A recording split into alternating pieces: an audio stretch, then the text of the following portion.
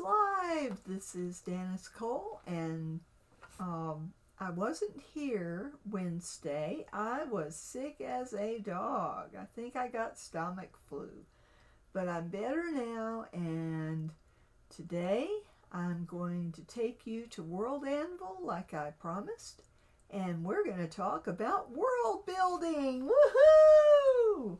So get ready to roll and hang on to your hats. We're going to take off from Earth and go to other planets. So I have for you my universe, which I've got in a Scrivener file. Now, if you don't have Scrivener, it is a paid software, but it is not very expensive and is totally worth it. It's available from the Literature and Latte site, and the current version of Scrivener that I am using is Scrivener 3. But I'm not here to talk about Scrivener tonight. I am here to talk about my universe. And one of the best sites I've found for building your universe right there online is World Anvil. So let's think about it. Now, I've got my World Anvil directory here, and I've got some of my stuff already fleshed out, and I haven't put it in the database yet. I have put some of this in the database. So I'm going to take you to World Anvil and let you see for yourself. So first I need to go to Twitch and change my focus so I don't leave you in the lurch like I did last time. We're going to go to the web, and I'm not changing anything. So let's go. Now, the reason I am on the SIL website, and one thing I wanted to mention is that you can make little books for people learning to read. Did you know that 1/4 of the people in the world have no access to, they may have internet access, but they can't read it because it's not in their language. This is a huge problem globally, and I was totally unaware of it until today. I was researching how to make my own language, and I happened to stumble upon this, and for making your own language, there's a font that is made by SILs called Doulos, Doulos, SIL. And if you're using any kind of IPA notation, you need this font. Well, if you don't know what IPA is all about, if you write any kind of fiction where you're inventing a language, you need IPA. Basically, when you pick up the dictionary and you look at those little symbols they use when they're telling you how to pronounce the word in the dictionary, you're looking at IPA. So you have been introduced to International Phonetic Association's symbol set for sounds. They have a sound for every, they have a symbol for every sound that is made in any language, or they have little diacritics, which are little like apostrophes and things, or little degree marks that they can add to the characters to be really, really specific for researchers. Now, for my purposes, and English, if you are a non-English speaker, English has a lot of sounds that are not found in other languages. We have borrowed so many words from so many languages over the centuries that, yeah, English is a mess. But it's a good mess. It's a good mess. It's my language. I'm a native English speaker, and I hope you can understand me most of the time. I do have that southern accent, which is stronger sometimes and weaker other times, depending on my mood. but I grew up in the South, so I tend to speak a little slower than people who grew up north. And people out west are a mixture of north and south because they came from both places. So you have a wonderful mix in our country of dialects. In Georgia alone, I think there are upwards of in the teens of dialects, which you think about Gone with the Wind and Scarlett O'Hara and her southern accent, but she was English. She had to learn a southern accent, and she did a very good job, but that southern accent is only one of many other ways of speaking. So definitely, if you're a writer, you want to learn a little bit about dialects and a little bit about the IPA. Don't let it intimidate you. Most of the symbols, there are websites you can go to listen to the symbols and try to hear the nuances in them, because some of them sound very much alike to me. So I am not an expert on language, but in finding this website, I realized that I could contribute books, because what SIL is doing is they've collected all the books they can find in native languages, and they have little cubby holes for them, and some of those cubby holes represent 3 or 4 languages, and maybe there are no books in there that they can find in those native languages. So they're trying to do something about this. That's where you come in. If you're a writer and you like to write, you could put out a little children's book. I took about 3 hours tonight and I put out a little children's book, and I will put the link to it so that you can see what I did. I did not do my own illustrations. I used the ones in the little, there are 2 softwares that you'll need to download if you want to do this project, and I will list them in the chat. So, along with this website which tells you about it. So I will go up here and get that link right now. And they just got to their 10,000th book on December 8th. Isn't that lovely? That was their goal, to have 10,000 books that a native speaker can download, and they can replace whatever language it was written in with their language. And it's wonderful that this project exists, because then these books can be printed out and given to the schools, or they can access them online.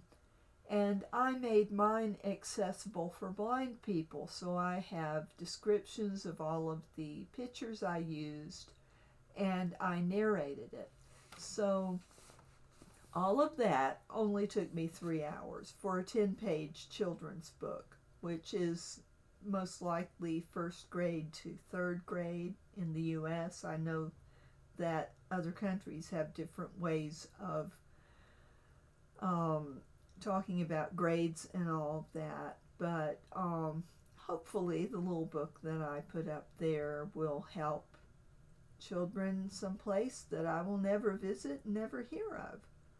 So it's a really neat project. If you want to add to the Bloom library, you need to download the Bloom software, and then there is a second download of all of the graphics so that you don't have to produce your own artwork. And believe me, it's easy to use. I had never seen this software before tonight, so in 3 hours I was able to produce a finished book with the auditory descriptions for a blind person. I plan to go back and add sign language. You can do that. So very, very nice project. So I'm going to copy that link and put it in the chat.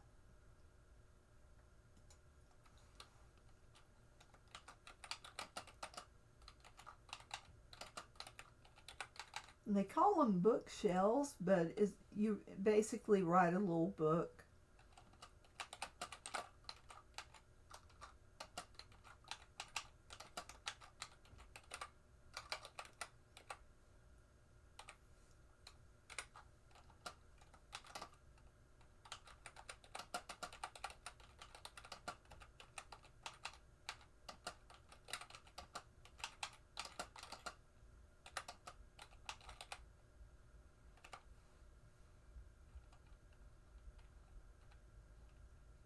Now, I chose math because a lot of people won't choose math. They're intimidated by it, but this little book was 10 pages and only had 3 problems. So it was not hard to produce, and the 3 problems was 1 plus 1, 1 plus 2, and 2 plus 2.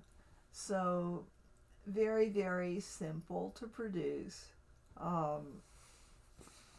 So definitely check it out if you're interested. All right, and let me see who is with me tonight. Oh, Farming Girl, hello. My granddaddy was a farmer. I am a fan of farms and country folk and city folk. I like everybody. So welcome. I hope you enjoy the live stream tonight. So anyway, I'm going to stop talking about Syl, and we are going to go to WorldAnvil and talk about creating universes. So WorldAnvil is a site that I only discovered about a month ago. So I am very new to it still. I'm going to log in, and they do have a paid version. I can't afford that on a fixed income, so I am using the free version. So I like to turn y'all on to free resources. So when you log into WorldAnvil for the first time, it'll ask you a whole bunch of questions like, do you want to be a game master? And I was like, game? I can't design a game. So I clicked no. But now that I've learned a little bit about WorldAnvil and what the game part of it is about, I think I would like to create a game based on my universe. So here's my dashboard. Basically, my universe is 13 galaxies of worlds. It's huge. And the basic premise of my universe is I've got 7 galaxies that we started out with. They went to war with 6 galaxies, and the 6 galaxies lost. But the 7 galaxies were benevolent, so they asked them to join the trade network. Now it's 13 galaxies big, and all the worlds in it are prospering because of the increase in trade. So basically, that's my universe in a nutshell, but there's a lot more to it than that. So basically, you come in and it's like Wikipedia for your universe. So you can write an article, and here's some of the articles that I have so far. You can add maps, and here's the one that I added. Let's see, how do I go to it?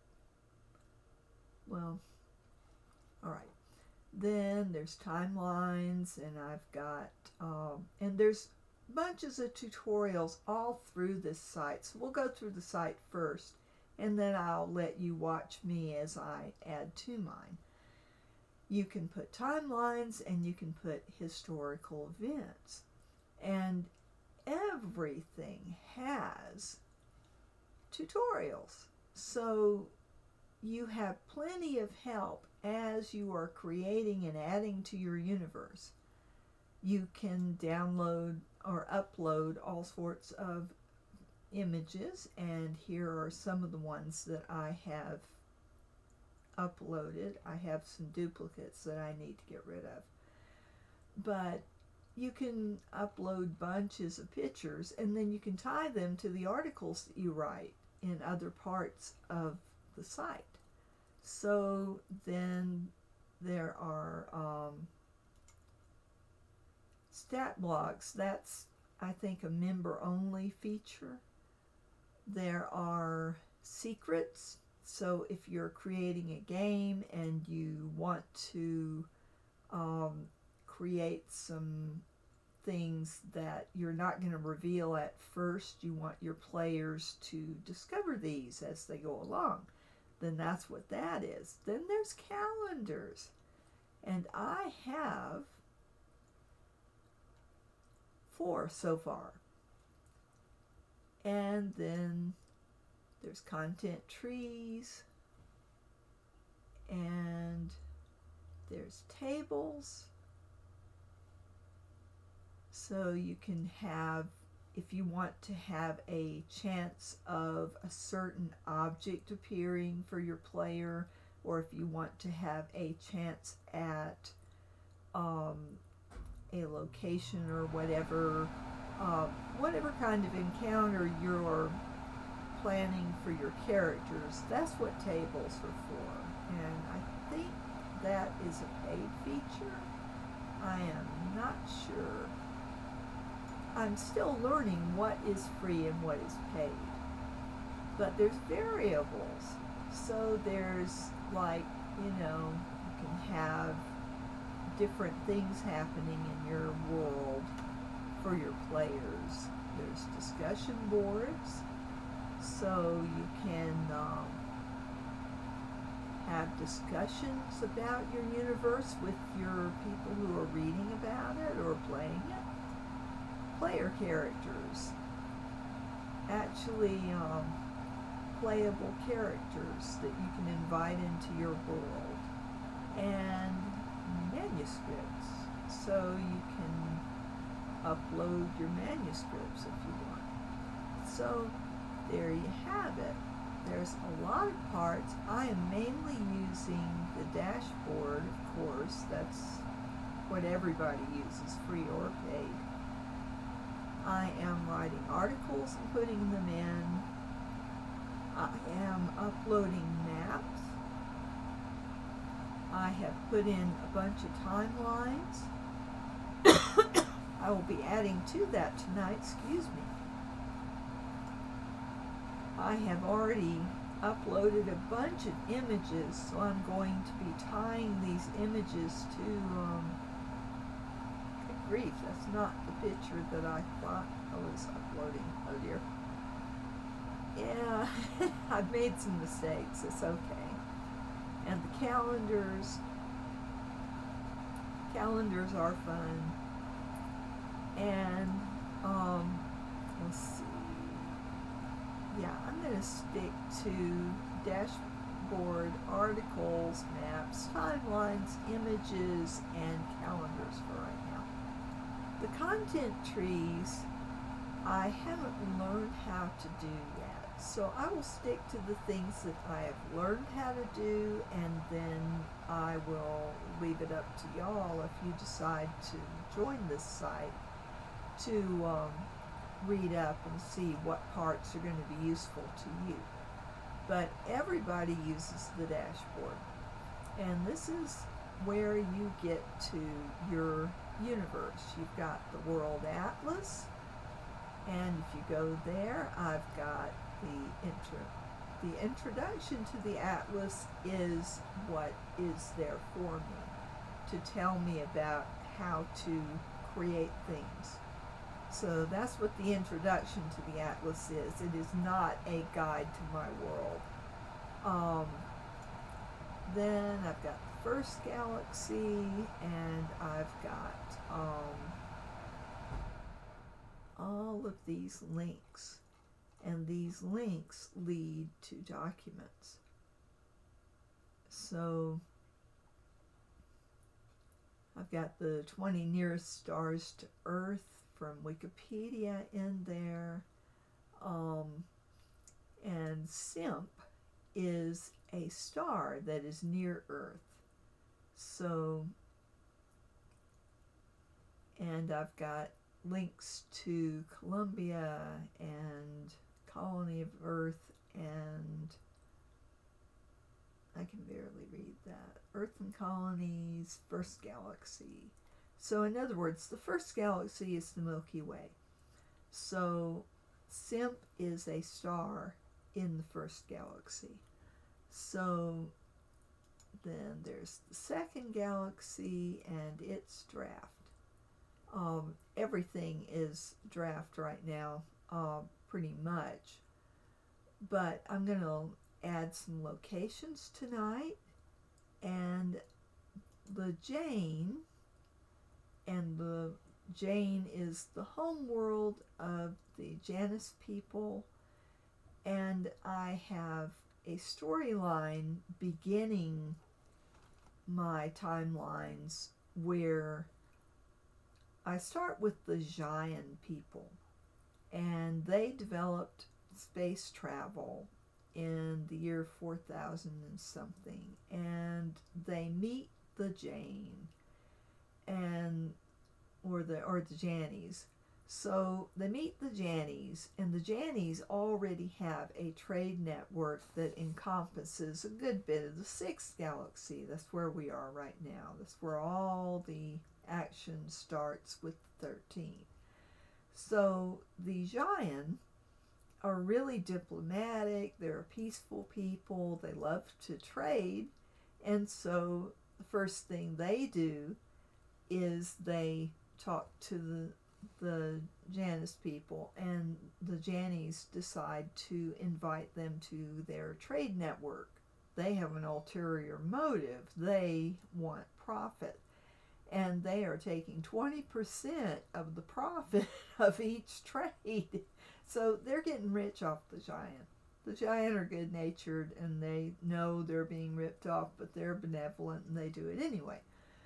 So the Jannies and the Giant are the first two races that I'm going to have in my universe, but there's a whole lot more that I can add that I need to add.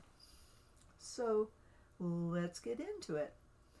So I've got a little bit about Jane and the Jannies, and I've got some about the Giant as well.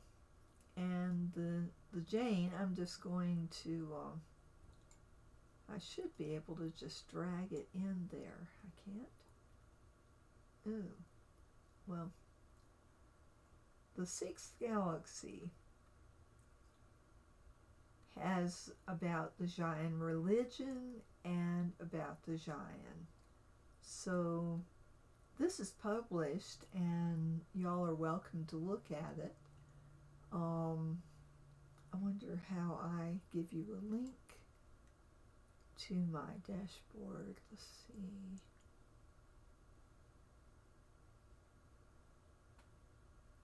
So I guess if we put this address in, let me test it. Let's see if it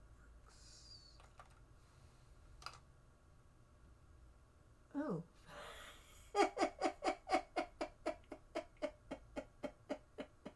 I love their error screen. No, that link won't do it. Oh dear, how do I share my world? Let's see, if I view it, then this is how it looks to you as you come in. So, this is the link I give to you. So, I'll go over to Twitch Studio and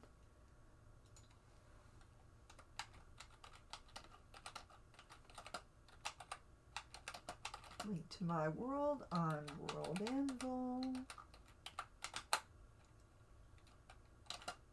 The unified 13 galaxies. And here is the link. Boink. There it is. And I need to go ahead and, let's see, save that file. I need to open another one. Let's see, can't, yeah.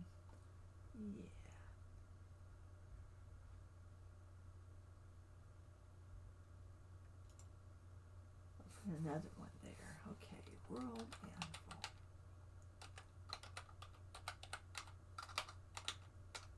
I'm just typing up some notes here for myself. And I'm going to put all of the links that I'm giving you, because once the chat is gone, it won't be here. So I'm going to make sure at the end of this that I put all of the links that I have given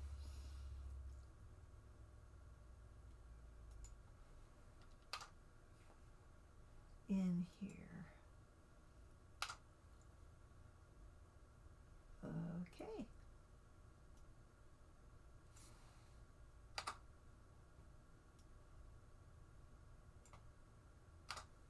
Now I've got a cheat sheet. And let me save this file so I don't lose it. I'm going to put it la la la la la la la la la down here.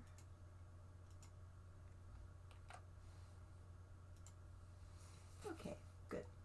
Now I have my cheat sheet. So here is my universe as it looks to other people.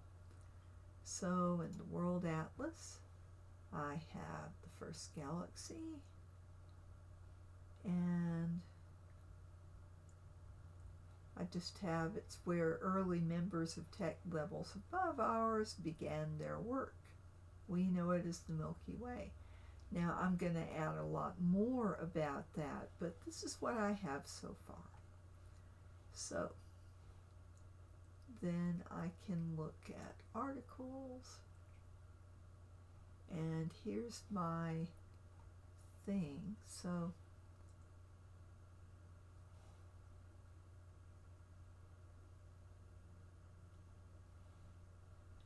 all right, so, and it's a big thing, you know, when you first look at your universe. If it's as big as mine, it's like trying to eat an elephant at one sitting.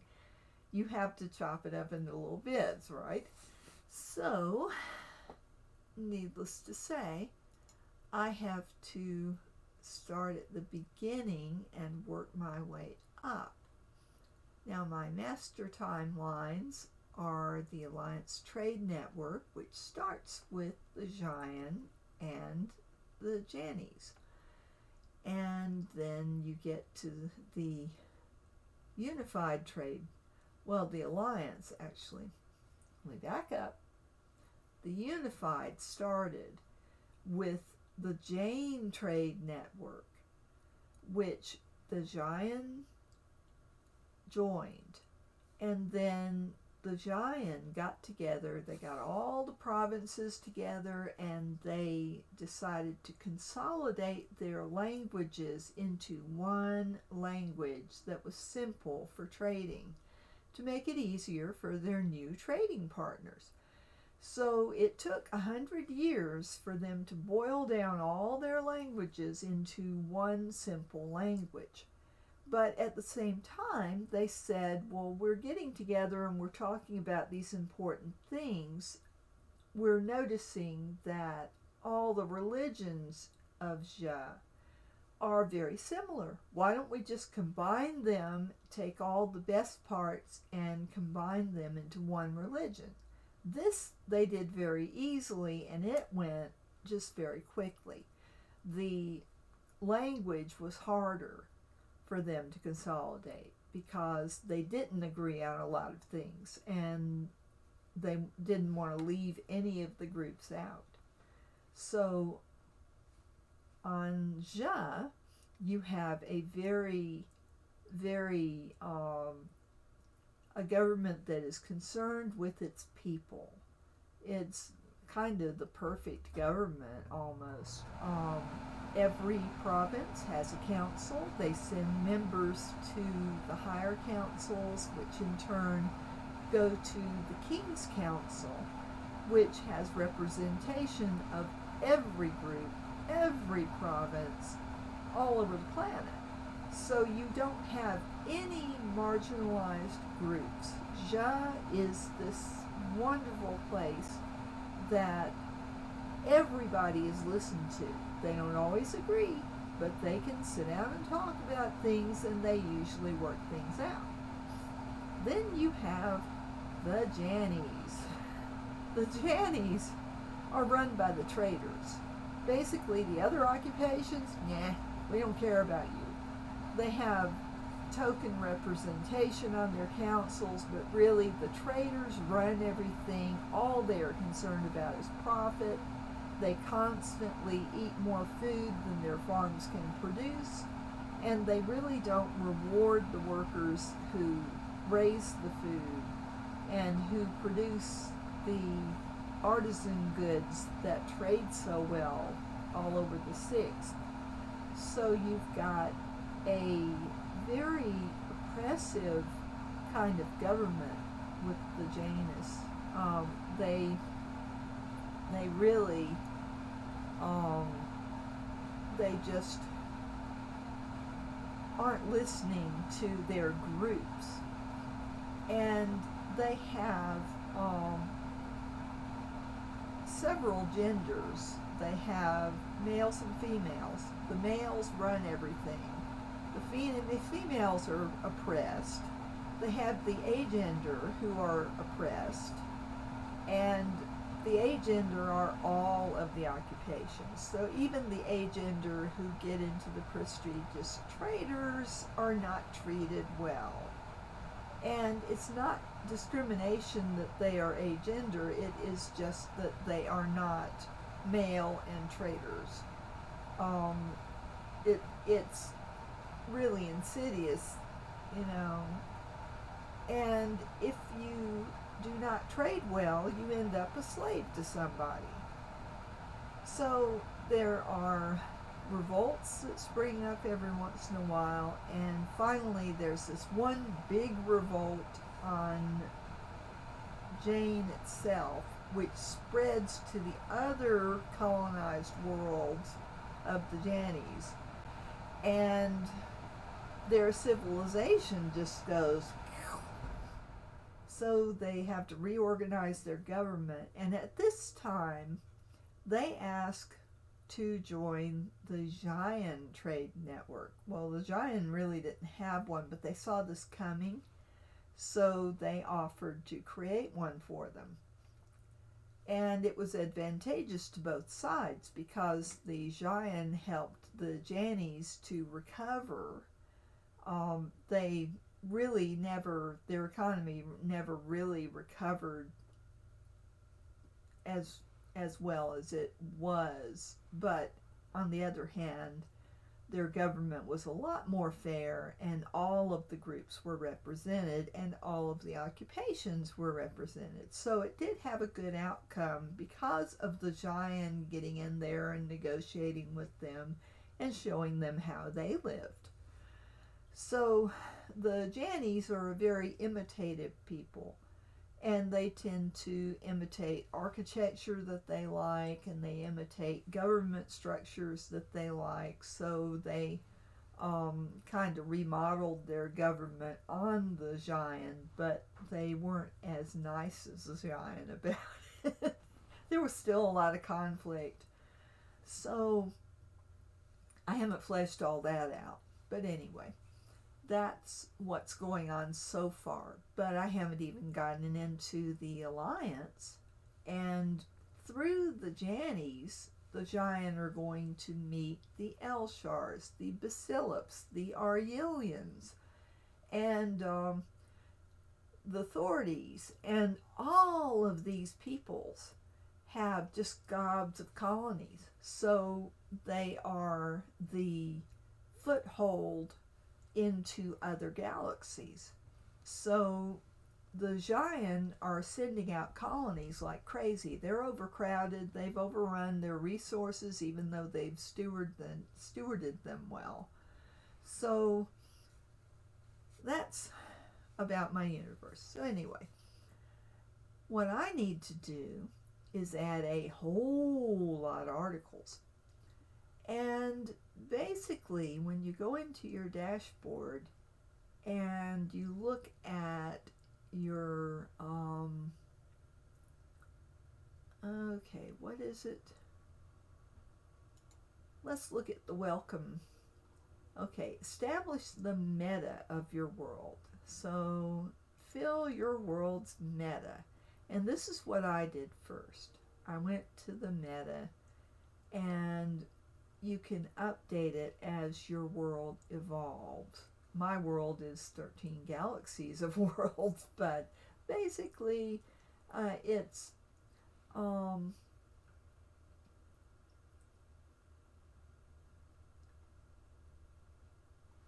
you just briefly go into all of the things in the meta. So if you are just starting out with WorldAnvil, I suggest you go to the meta and go through that bit, because it will help you focus on your world and, you know, look at it from a whole lot of aspects. So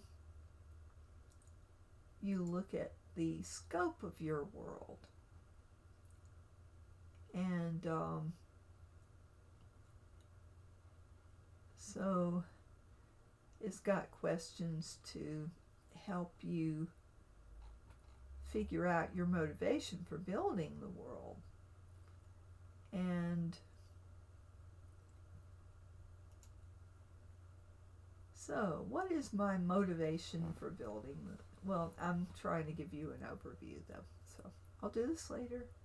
But you've got your scope, you've got your theme, you've got your focus, you've got drama. Now the focus, I need not to skim over this. You choose 3 to 5 points of your world to focus your world building on. And I've already done this. I have it saved.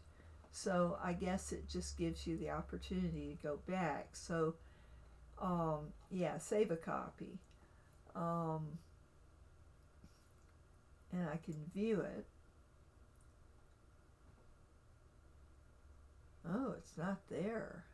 Heavens, it was there because I did save it.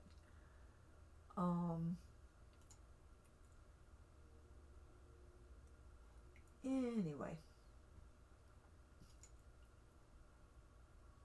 No. Okay. So if I'm viewing it, this is how other people will see it. And I've got the Alliance Trade Network. So I've got the Xian join the Jane Trade Network. And then I've got they create the Unified. And the Unified is going to affect the entire 13 galaxies. Not at first, but it will eventually affect all of them. And it's a very fair trading network. And they only take 9% of your profit to be a member, whereas the Jane were taking 20%. And the Alliance takes 10%. So, you know, it's advantageous to the members to, because the Xian are not concentrating on profit. They're all about mutual benefaction. So, yeah.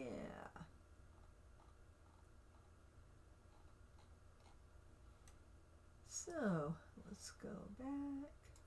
La la la, la la la. Dashboard. You're going to spend most of your time here in the dashboard. So, And there's my introduction.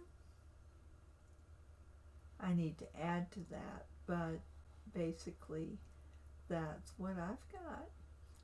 And the 13 didn't start out as 13, it started out as 7, but well, it actually just started out as 1, the 6th galaxy. So basically I have the atlas, and I'm going to manage my articles and categories. And some of my articles are not showing up, so I have to learn a lot about how to link them. And that is one thing I'm going to be doing today. So the Unified 7, I need to link to the 13.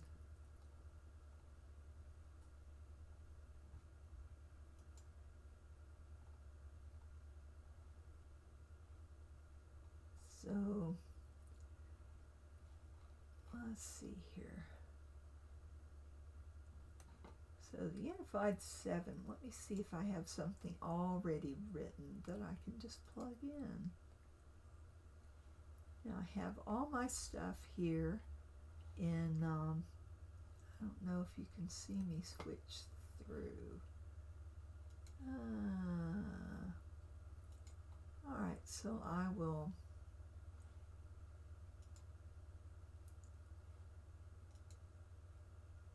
let me make sure that I've got you looking at the same thing I'm looking at.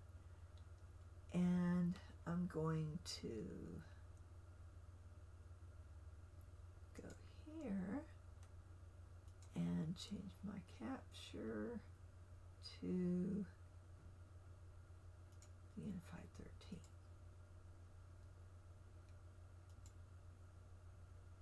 13. Okay, now I've got it. I just need to remember to switch. When I'm looking in Scrivener, I need to switch my Twitch. So, gotta switch that Twitch. La la la la la. So that you can see what I'm doing. So basically I have my Unified 13. I need to put that there.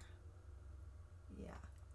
And the WorldAnvil, I've got the Unified 7. I have not got anything for that.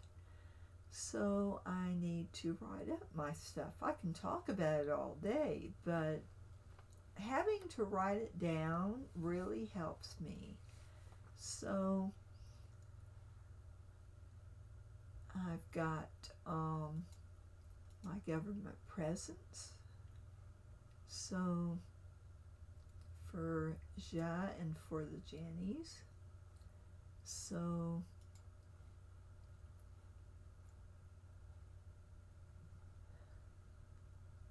it's kind of worrisome that I don't see them there on the website, but I think that's just because I haven't added these yet. So the Unified 13 is written. So I will start here. I need to write something about the Unified 7, and I need to write something about every galaxy in it. So I need to set this up. So it's best to start from the top down. If you're talking about a planet, you need to cover, okay, what climates does my planet have? What countries does my planet have? So you start with the countries and work your way down to provinces, cities. You know, if you've got countries with whatever your political divisions are, you're going to need to work that out too, because you can't just write about one little village and not include, well, what climate is it in? Because the world's not one climate unless there's something that, some mechanism you've got in there. Either it's got technology to make the weather the same over the whole world, or you've got magic that keeps it in homeostasis. But if you don't have that, most worlds are going to be cold at the poles and hot at the equator, and the temperature of the world is not going to be the temperature in every little village and city. So you want to think about that. Okay, so am I working with a world with a lot of biomes, or am I working with a world that is all one temperature, weather, etc.? Because to have weather, you have to have a change in temperature. You cannot have a storm if you don't have a difference in temperature between one air mass and another, and one's warmer or cooler. Even if you want gentle breezes, you've got to have that slight difference in temperature between these air masses.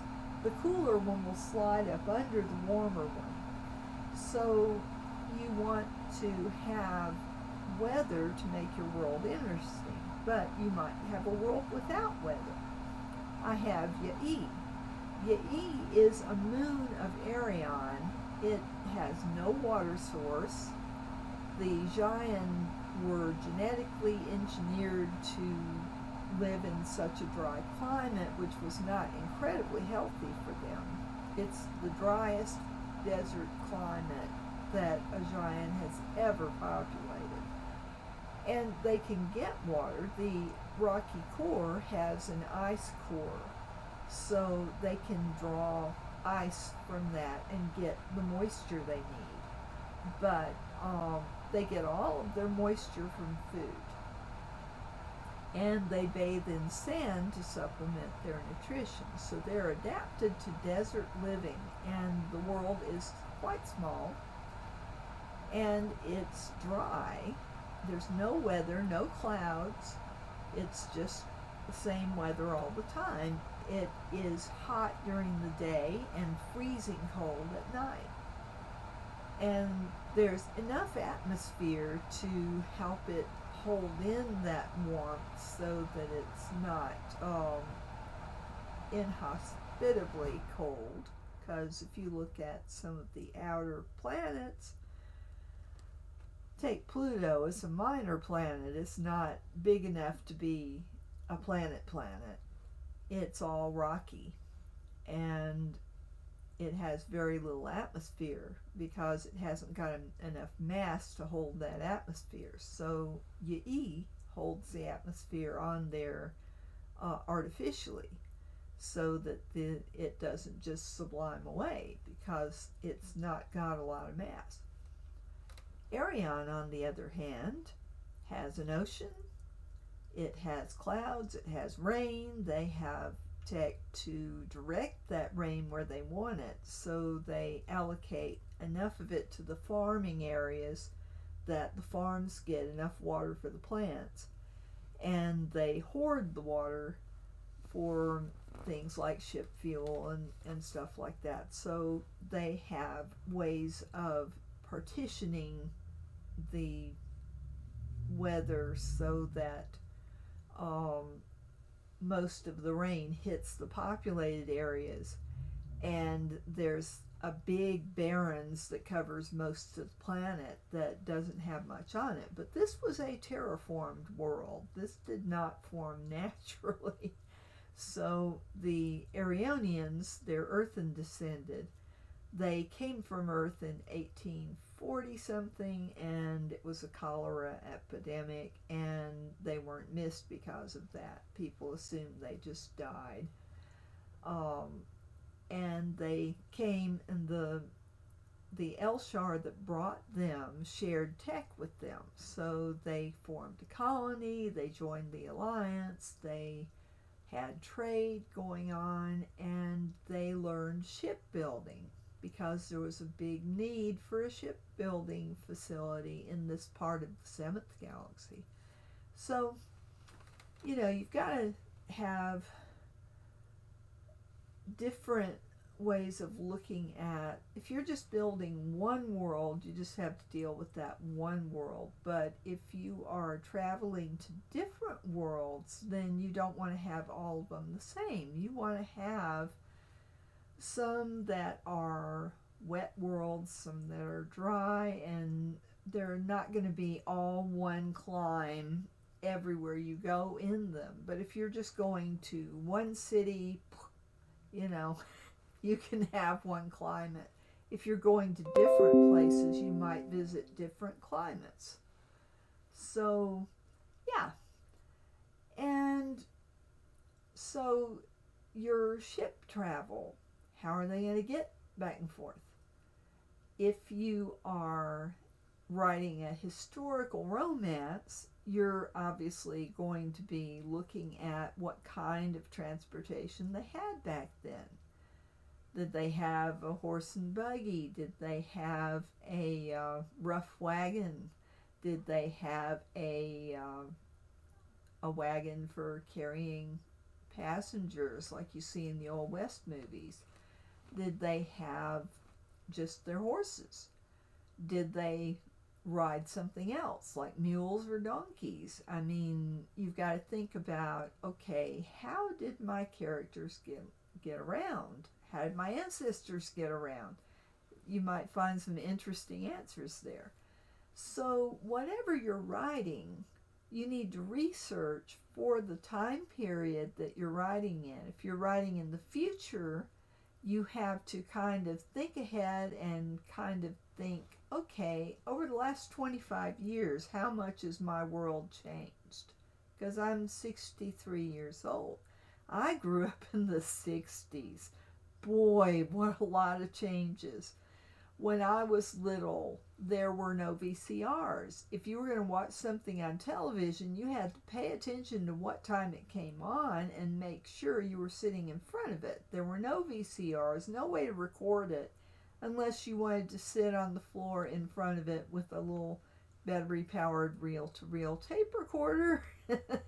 Or, some people, probably had the ones that plugged in. But basically, tape recording, just sound, was about all we had in the 60s. There was not a way to take movies of the family gatherings and stuff. I mean, maybe for rich people, but we were middle class. Not really anything there. There were Super 8, maybe Super 8 came along in the 70s. So in the 60s, I don't know if there was anything. There may have been for rich people, but we didn't know about it.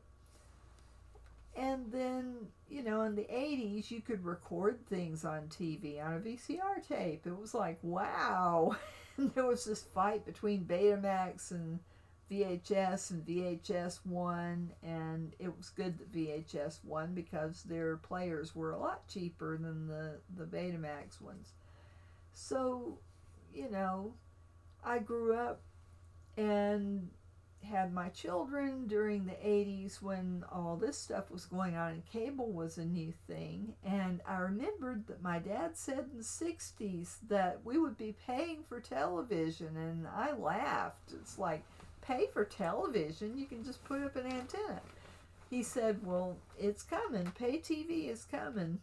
There will be things that you will want to watch that will not be where you can just put up an antenna and get it. And he was absolutely right. But, if you're writing historical stuff, you've got to really do your homework and know something about the time period that you're writing in. Think about their everyday life. What was their typical day-to-day life like? My farming grandparents had to churn butter if they wanted it. They could buy a lot of things at the store, but fresh things they grew at home. So they only got canned things, and if they wanted to store something for a long time, they did home canning. So you could buy things in cans like we do today, but the cans were made of tin back then. They've finally progressed from tin cans, real tin cans in the 20s and 30s, to steel cans in the 40s and 50s and 60s, and then now they're steel with a plastic coating inside, so you don't get that tinny taste from opening a can of vegetables. We've come a long way. In the 60s, TV dinners were these foiled things, and they weren't very good. Compared to today's TV dinners, they were, really simple, and they were not very good. And all of them had green peas that just tasted like cardboard. So definitely, late in the 60s, we started being able to get like Chinese food TV dinners and Mexican food TV dinners, and we thought that was great, something very different. So as my life progressed, I've seen a lot of changes. I went from a rotary dial phone at home in the early 60s, which was mounted on the wall in the kitchen. That was the standard place for your telephone back then. And then Dad brought home an extension, and he put in the wiring for an extension. Back then, if you had the expertise, you could do it yourself. Now you have to call the phone company to get that done. But he could save money by putting it in himself, and he was very skilled at it. So he put an extension, and this phone was kind of shaped like this. You've got the receiver, and it's got this flat bottom that's recessed a little bit, and the rotary dial was in the base. So, and it had a little red button that if you weren't careful when you were talking, you'd hit that and cut off your person. I also remember party lines. We take it for granted today that when you pick up the phone, you make a phone call, that you are not going to pick up on somebody already talking. We had a party line, so if we wanted to use the phone, we had to carefully pick up the receiver and just listen, and if somebody was talking, we would quietly hang up. If they noticed us pick up, they'd say, "Oh, I'll be off in just a minute. I'll let you use the phone." And they said, we'd say thanks, and we'd wait about 5 minutes and try again. The line would usually be free. We had good neighbors. But party lines were something that most people had in the 60s, in the early 60s, early to middle. Then as the 60s got later, you started having private lines. And as soon as one was available, Dad grabbed it. So we didn't have to worry about somebody already being on the phone. We could just, it was a little more expensive. There was a monthly fee for that. But, so the point I'm getting to is that whatever time period you're writing in, you need to be familiar with what day-to-day life was in that time period. You can't write about it as if it's 2006 or 2022. You need to do your homework. So writing in and of itself has research involved. Whatever time period you're writing in, whatever you're writing about. If you're writing a mystery, you have to pay attention to all these little details and not reveal too much before you finally get to the big reveal and the aftermath. So, building your universe, whether you're writing science fiction, whether you're writing a murder mystery, whether you're writing a romance, whether you're writing a fantasy, whatever you are writing, in fiction, you need to have a universe. And your universe may be one small town. It doesn't have to be a large thing like a world or 13 galaxies. It doesn't have to be that big. What it does need to be is structured so that you know every part of it. Basically, if it's a large piece of territory, you're not going to know every cranny. But the areas that your characters are doing things in, you need to know those intimately. So there's things you can do to help with that. You can look on the internet for photographs. There are sites like pixels.com, and I will put that in there. Stock photos are your friend. And if you have any questions, feel free to type them in and I will try to answer. But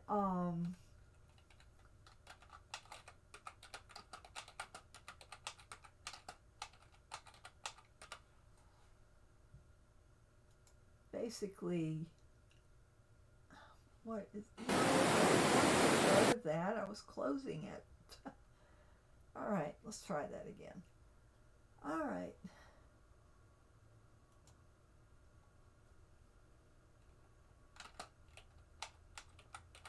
Pictures of people, places, and things.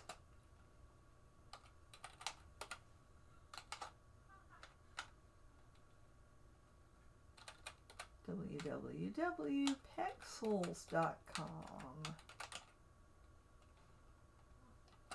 is free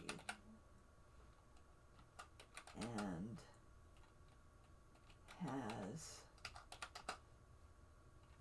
public domain photographs from lots of photographers and other free photo sites. So Pexels.com is the #1 place I go for stock photographs. And stock photographs can be textures, they can be people, they can be items. Say you're writing about the 1800s and you need pictures of antiques from the 1800s. Pexels might have what you want. Also, old buildings, new buildings, abandoned buildings, alleyways, whatever your setting is, you can probably find a picture that might fill the bill on Pexels. You can spend hours looking through the pictures. It's wonderful. So,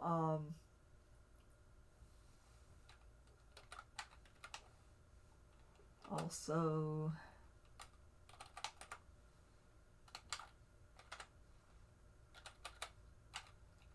Flickr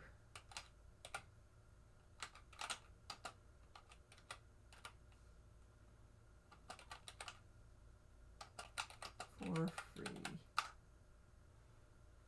Flickr has a lot, and there are a lot of other picture sources.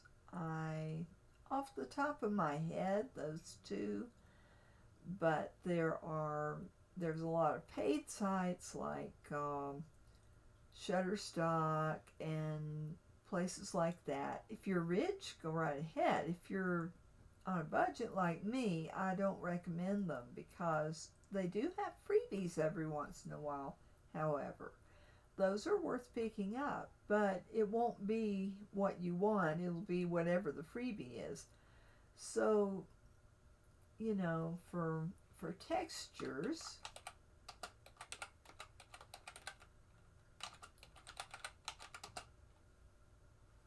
okay,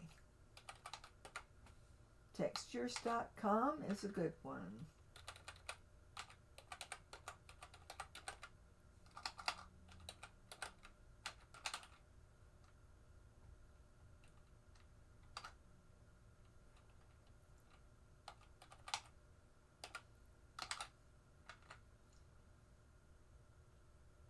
did put the PS. Okay.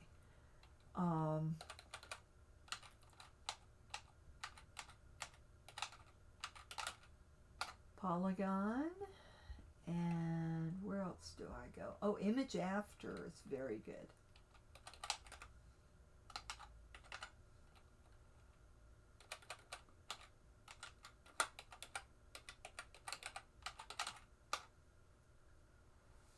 Okay, to name a few. Now, texture pictures are going to be pictures of concrete, metal, stone, walls, doors, windows, things like that. Maybe items, electrical sockets. Image after has whole bunches of rock cliffs and things like that. Also, another good source of photographs is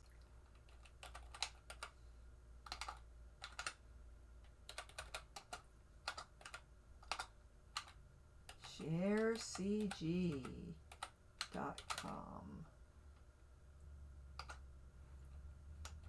Has photographs as well as 3D models. All of these are free sites. Okay, so stock photographs can help you if you are thinking about a character. You know, my sister used to look at cigarette ads for her cowboy pictures. You know, whatever floats your boat.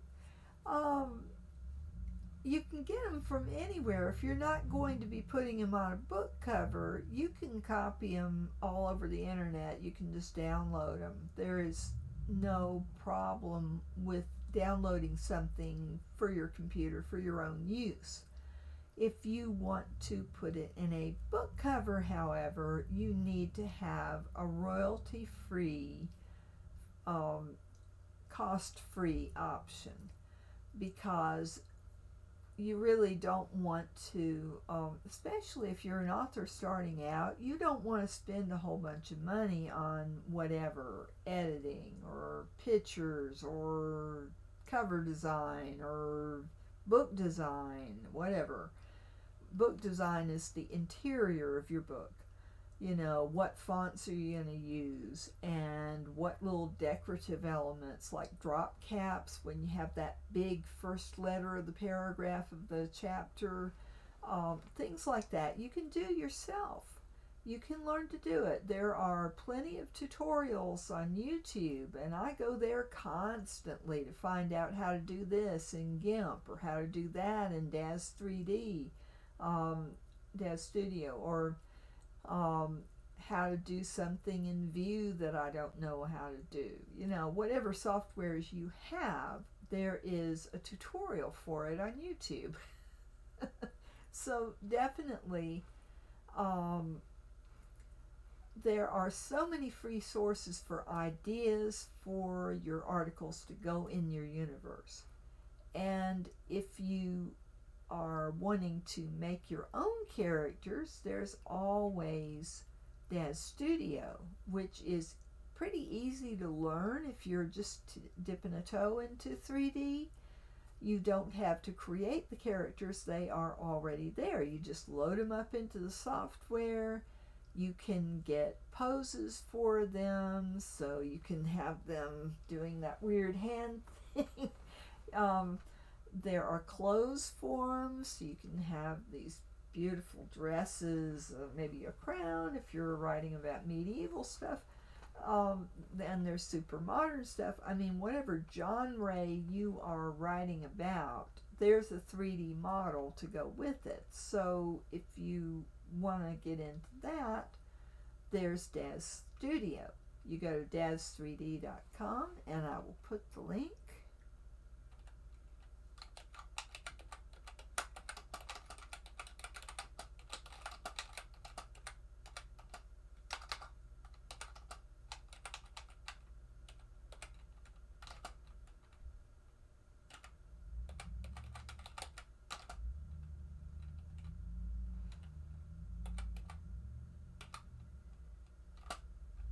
that is https://www.daz3d.com. It's free and comes with a bunch of free models, and they give out free models weekly on Wednesday. Okay, so there are sources for you to get ideas from, but as far as sitting down and writing your universe, you can start with whatever little village it is that your heroine finds herself in, or you can start with the big picture and work your way down to the little details. But if you are going to be going a bunch of different places, it's probably better to start with the least specific and go to the most specific. If you are just writing about one place and you're not changing scenes that often, you do need to work out, all right, your heroine is in her apartment sipping a cup of herbal tea, and then all of a sudden she's interrupted and she has to get up and go someplace. Is she going to get on a bus? Is she going to get in a car? Is she going to walk? Is she going to fly in a spaceship? So whatever that setting is, you need to have a little text file and describe it. Then, if she goes to the grocery store, and there's suspense in the grocery store, something odd has happened, and she rushes into the grocery store because maybe it's the nearest place that she can get help. So she runs into the middle of Walmart and cries, "I need help!" You gotta describe that setting. If it's your local Walmart, you gotta describe it. And you don't want to get sued for it, so you don't want to go into really great detail as far as, oh, it's a Walmart. You can say the grocery store and you can describe it to the hilt. Just don't put any identifiers that will identify it as a Walmart. You can call it something different, like a discount mart or something, but you don't want to get sued for having a location. That's if you're selling your book. If you're not selling your book, you still have to worry about copyright. But if you're putting it in a public venue, if you're writing just for you, you can put whatever you want in there. But it's good to keep copyright things in mind. So, and while I need to stay on the subject of world building. So basically, you're going to work out the details. Whatever room your character spends the most time in, you got to have that down up here. You got to know what color the walls are. How's the lighting? Is there a window? Does light come in the window? Is there furniture? What kind of furniture? Where did it come from? You want to work out all these little details so that when you sit down to write, you're not going, and you're trying to get to the action, and you're like, well, I haven't described this furniture. I'll do it later. You can do it later. But at some point, you need to work out these things in your universe. You need to know the items that your character either carries with them or uses a lot. You need to be able to describe those at the drop of a hat. If you're having the character all through your story, there's this talisman that she rubs, and she keeps it in her pocket. Okay, you got to describe that talisman intimately. so that you can describe it when she pulls it out. Maybe you don't have to describe it in great detail but once, but make it good. You know, you need to know what it looks like. Does it have a little gremlin face, or does it have the face of her dear departed lover? What does that talisman have, and what does it mean to her? So everything in your universe has a function in the story, or it doesn't belong in there.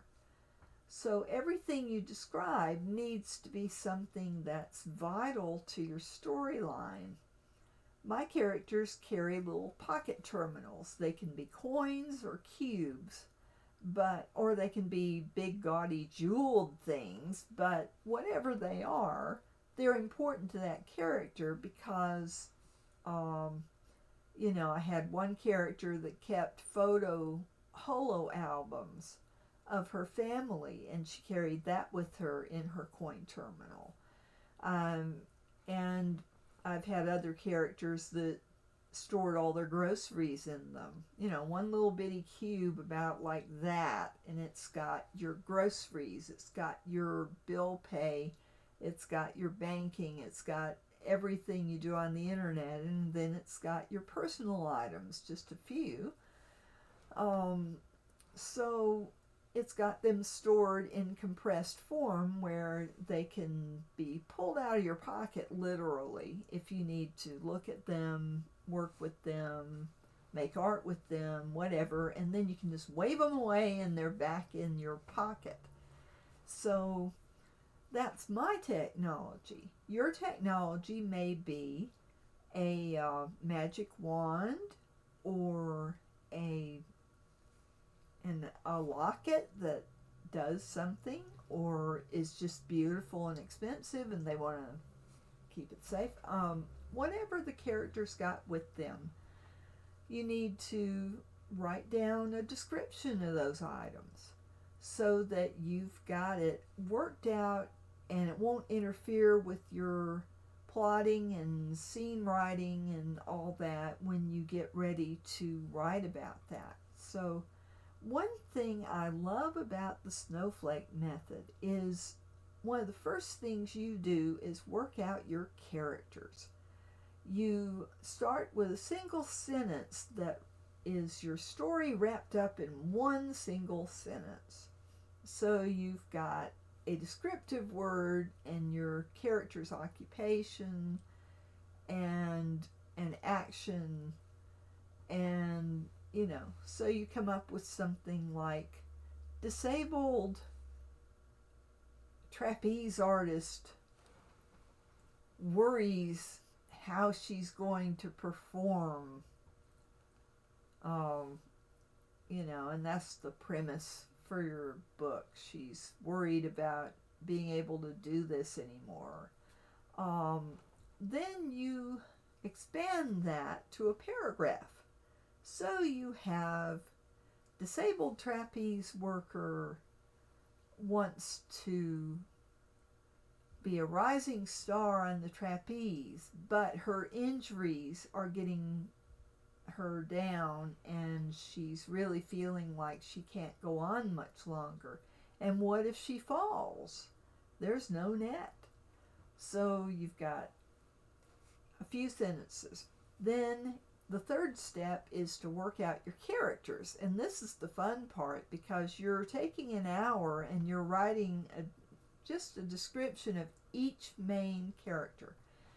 And then you go back and you add more to your story.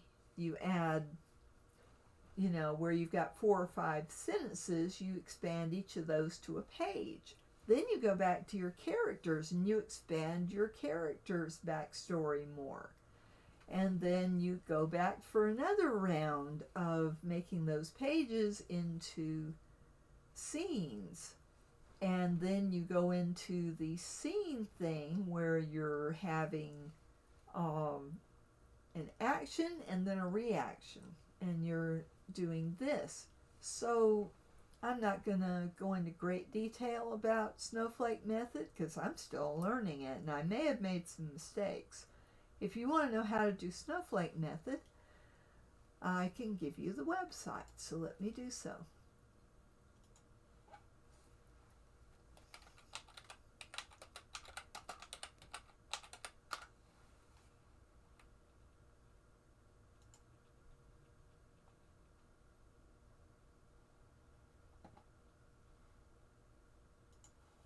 That wasn't it.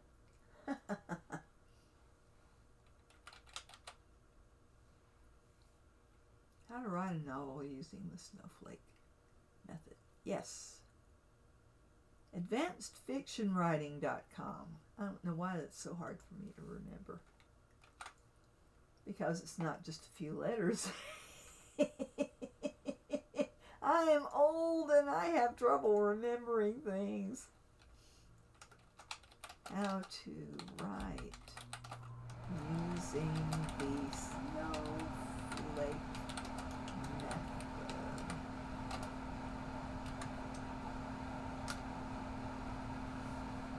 And let me tell you, the Snowflake Method is awesome. I have used it to do a lot of stuff. So, and I'm still learning it, and I'm still editing my books by it. So I just started with it. So if you want to know more, go to Randy Ingerson's website and check it out. And if you like the method, I totally recommend the book. And also, as a perk of getting the book, you can get his free, no longer being supported software to use the Snowflake Method, and it even has recordings of him talking about the lectures. Marvelous. It's very, very, very good. And that's free if you buy his book. So, I bought the book, I got the software, I'm very happy. And there is a paid software called Plotter that uses the Snowflake Method. There is also a Snowflake template for Scrivener if you have it. So Snowflake Method is out there all over the place. So, you know, whatever floats your boat. Let's get back to WorldAnvil. I'm going to pick something and add it. So I'm going to do government presence. I'm going to copy this.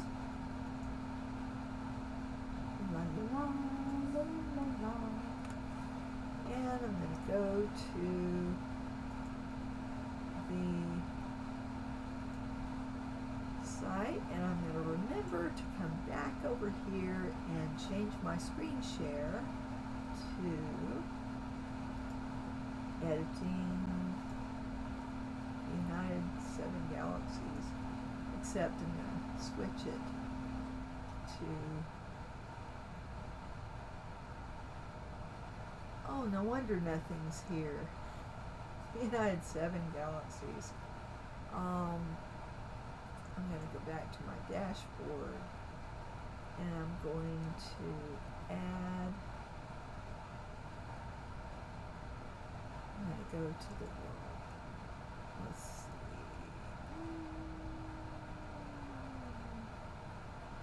That's probably why my thing wasn't. Let's see. Okay.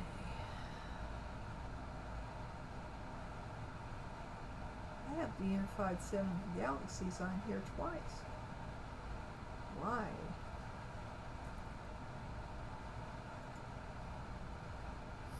One of them's empty. Both of them are empty. Let me make one of them a draft. I can't.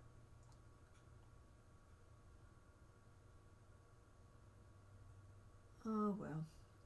Anyway. Alright, so I'm going to go back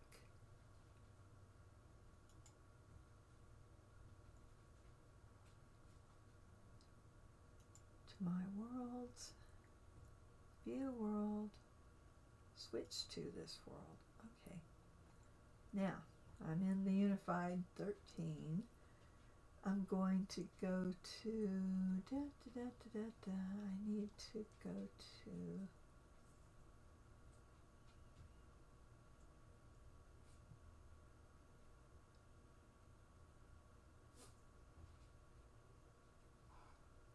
all right, is it an organization or is it, all right, let me look. Let me go back and look. I have trouble keeping these things straight. Government presence. So I'm going to add to government presence. So it's country. All right.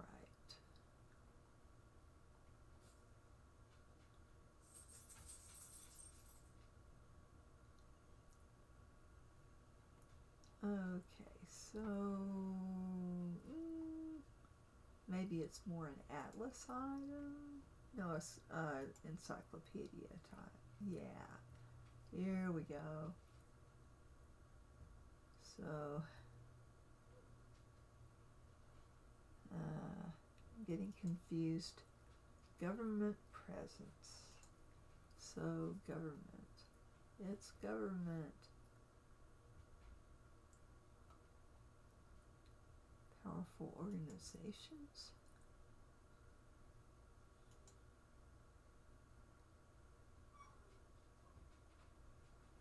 Commerce and trade. It's government. Well,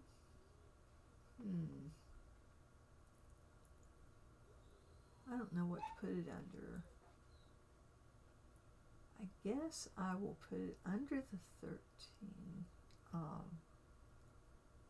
but it's actually 6th galaxy. So I'm going to put it under 6th galaxy.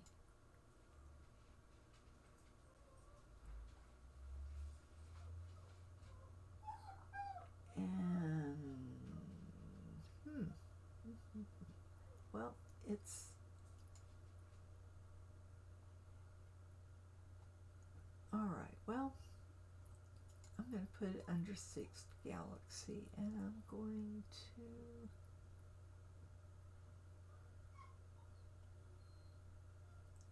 add an article.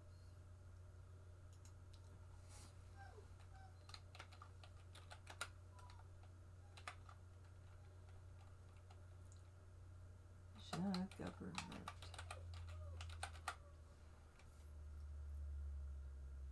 So I'm going to look for a government type thing. Let's see.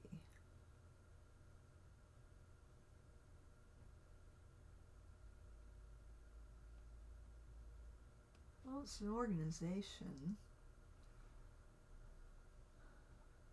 Okay, it's an organization. So basically, I'm going to make it an organization. Yeah. And I'm going to put my little bit about the government. And okay. I'm going to put giant. Species. And notice I've already written these articles, so I am linking information to them. So I'm going, let me make sure that you're seeing this. And let me check the chat. I don't see any comments, but if y'all want to comment, please feel free to. Oh, hello, Drop Dog, and hello, Roxeasy. Good to see y'all. If you have any questions, feel free to drop one in there. Otherwise, we're just adding things to WorldAnvil. And I'm making sure that, yeah, it's right. So, I remembered to check on y'all. Please let me know if you have any questions. I'm just kind of going through and adding to my universe. So I'm going to add giant. Okay, I've got giant species. I'm going to put the ethnicity. And, alright, what is that? This is so tiny. Let's see.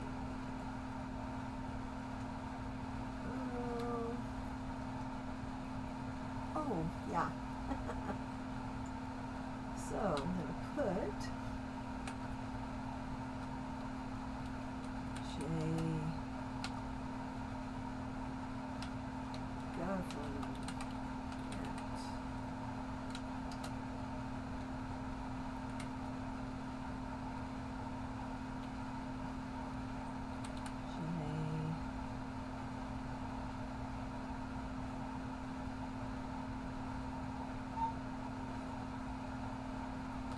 Councils.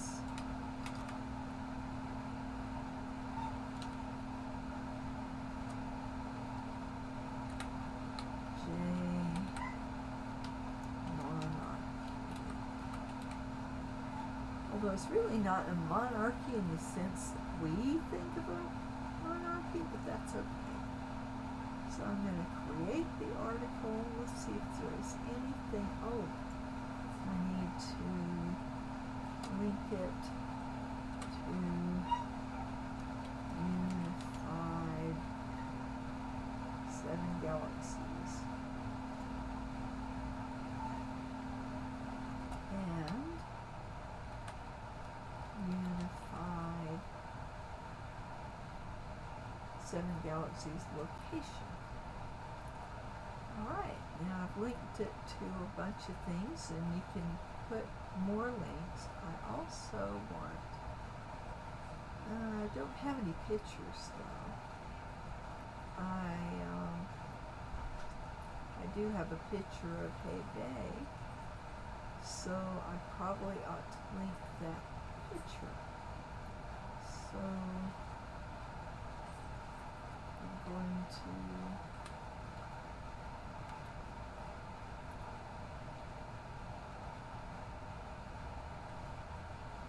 see a link for it though. Okay, I'm going to create the article. There we go. Now, I've created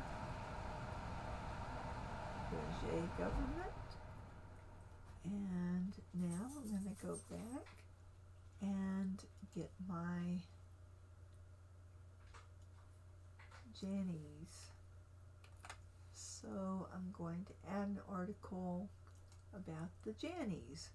So I'm going to create a hierarchy for the Janni Trade Organization. So I'm going to do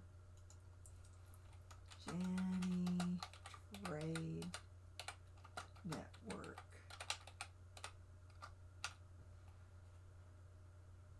And I will use organization. Here's my little bit.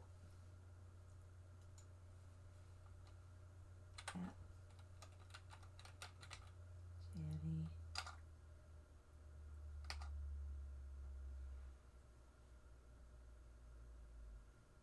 Jane Settlement.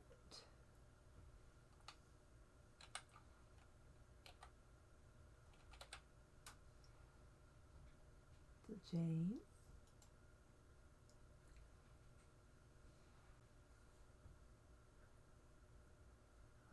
Okay, and I'm going to put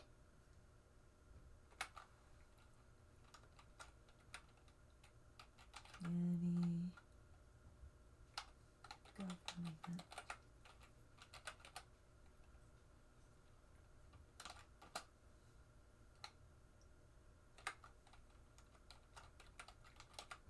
The Jannies.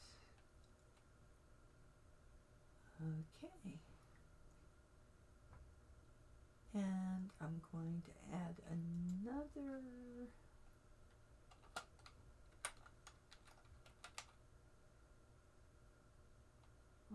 already have a thing for the settlement.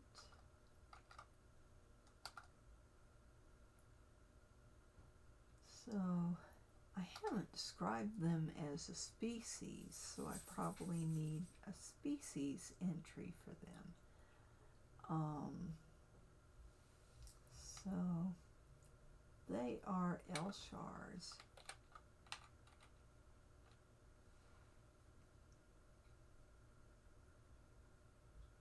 So I will put a link to my Elshar article, because they are technically Elshars. They're colonial, but they are Elshars. So I'll create the article. All right, now I'll go back and grab one of the other articles. Economic strength. So I will get my little article on Giant economy.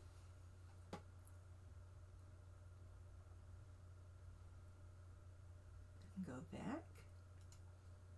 So now I'm going to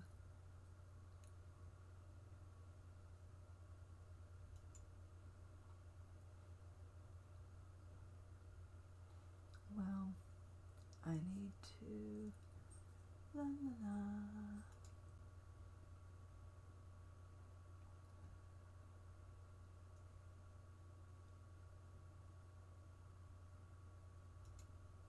Actually, I'm going to go to commerce and trade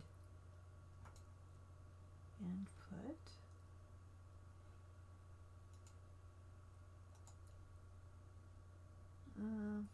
I need to include the Jane on there, but I'm going to write this one. This is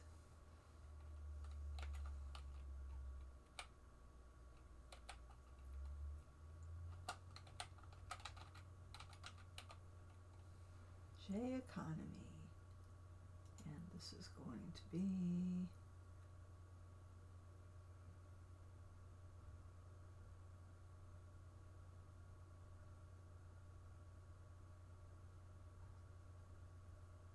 it's still government, but I'm going to, and this goes with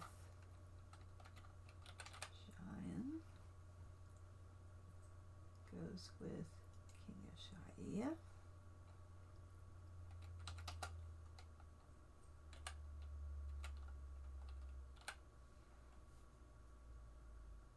J government,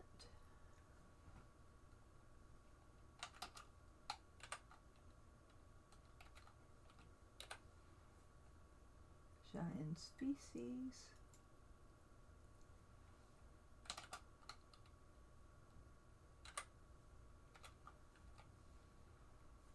Giant ethnicity, and it goes with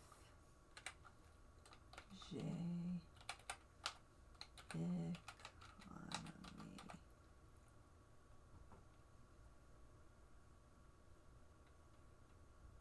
Did I put, I need a hashtag, not, I'm having trouble seeing this, but allergies, allergies have their effect.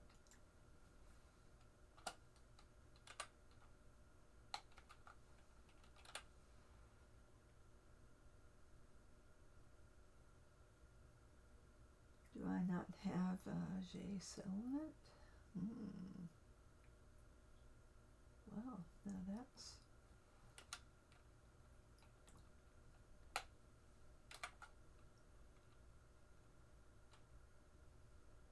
I'll just put a stub for it. No, it put government, which I don't want that.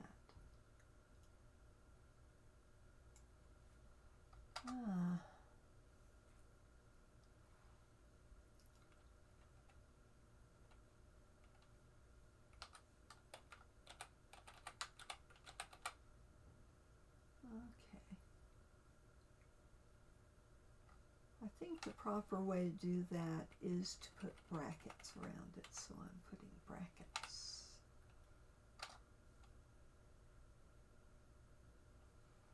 Okay. And I'm gonna economy.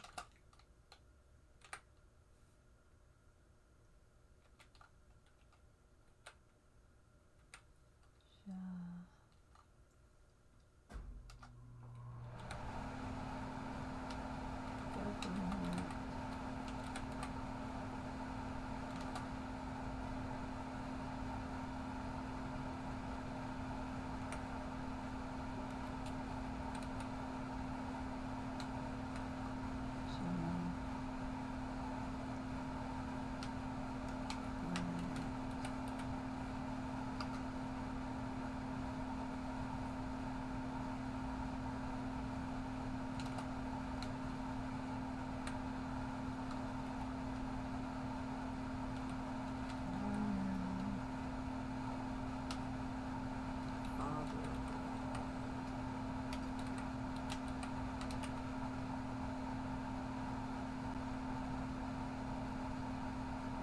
My giant use Father World and Mother World kind of interchangeably, so it depends on what they're talking about, but I'm going to put Father World.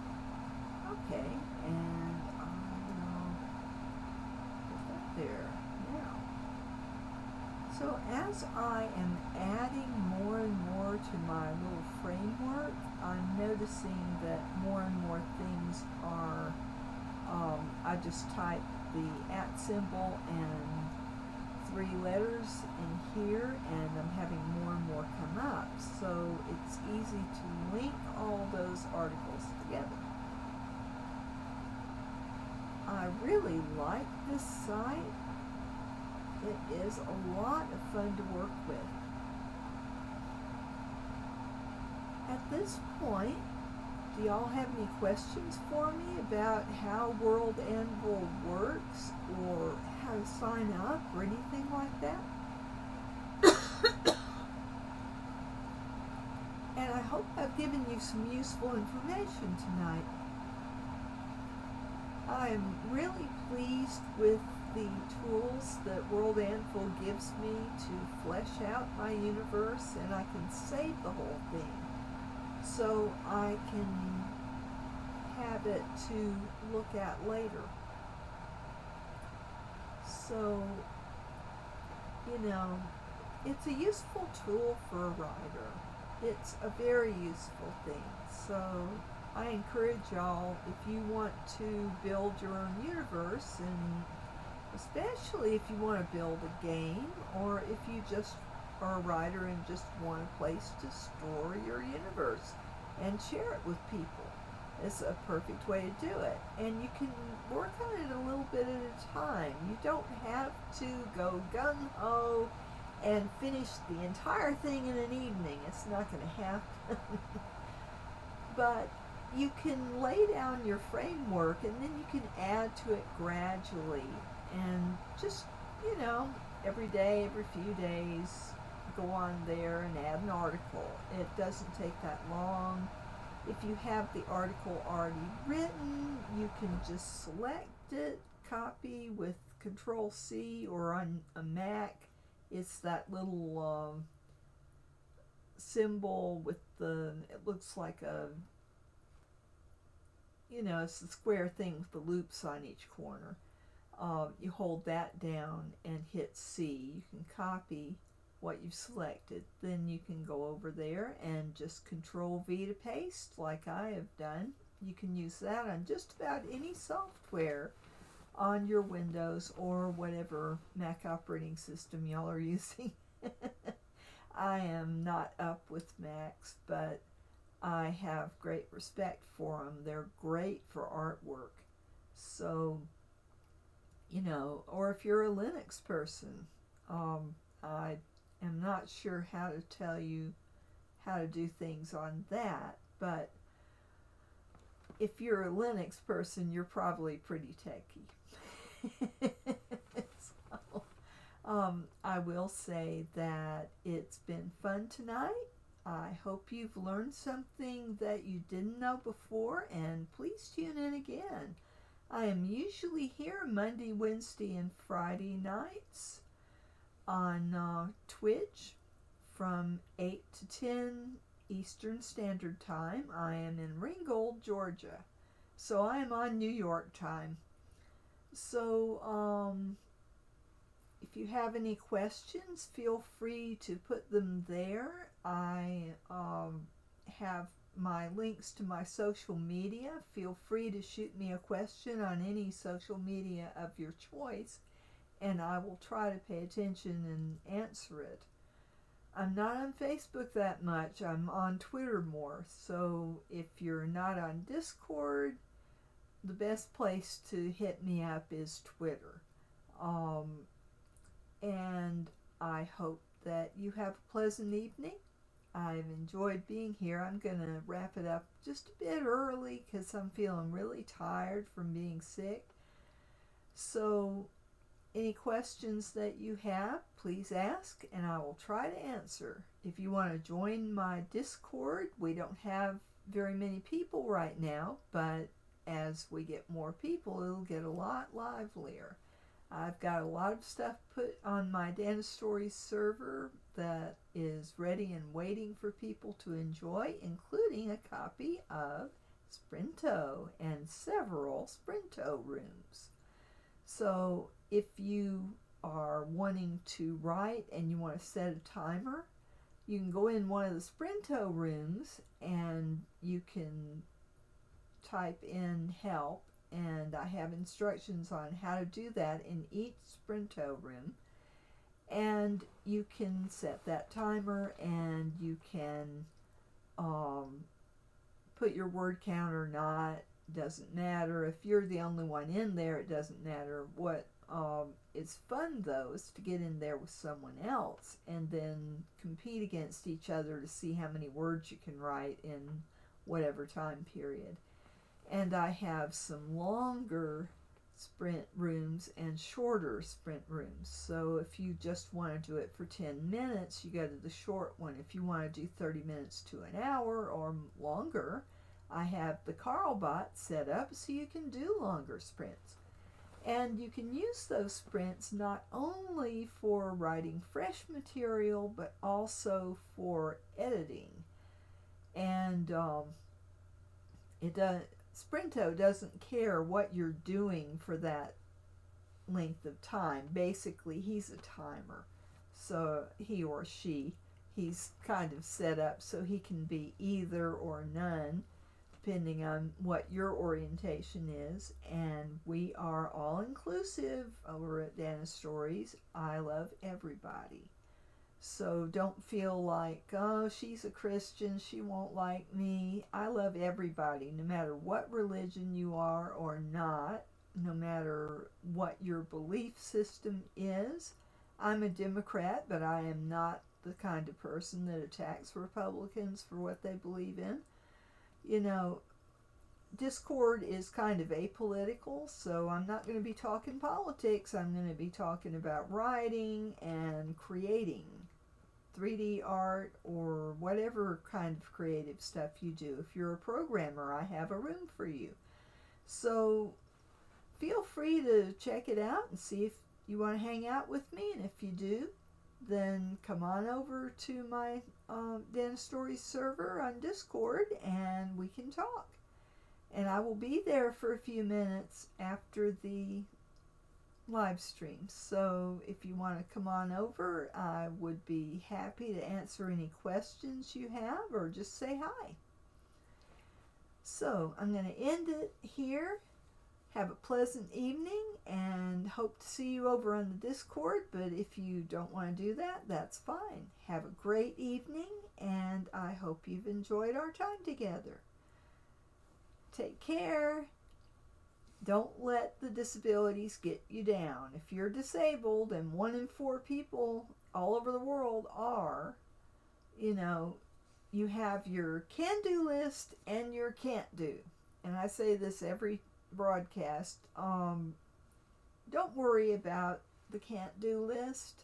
Worry about what you can do and enjoy what you can do. Life is too short to stress about what you're not doing, what you're not able to do, what people want you to do and you feel like you can't. And everybody's got real life, you know. Everybody's got things they got to do and worry about and all that. Don't stress so much. You're only one person and you can only do so much. So remember, to stay sane, you've got to draw some limits. And if other people don't like your limits, well, they're not in your skin. They don't know what it feels like for you. They can be sympathetic, but they really can't imagine what you're going through. You know, if they've gone through something similar, maybe they can, you know, get close. But we're all in our little self-contained heads. And you just got to worry about keeping your sanity so you can function. So don't worry so much about the things you haven't gotten done today and you want to, and I do this all the time. Worry about what you know, let yourself enjoy what you have done and say, well, I did this, I did that. You know, let yourself enjoy that sense of accomplishment, because you need to keep your goodies close to your heart. Everybody's got a goodie bag. And if you have it at arm's length, you're not really going to feel it, right? You got to have it close to your heart. You got to put good things in that goodie bag. And one of those good things is recognizing what you've done today. And yeah, I'm making progress. I got some things done. Keep that stuff in your goodie bag. It's good for your self-esteem. Have a good night, and I'll see you hopefully Monday. Good night. I'm going to end the stream now.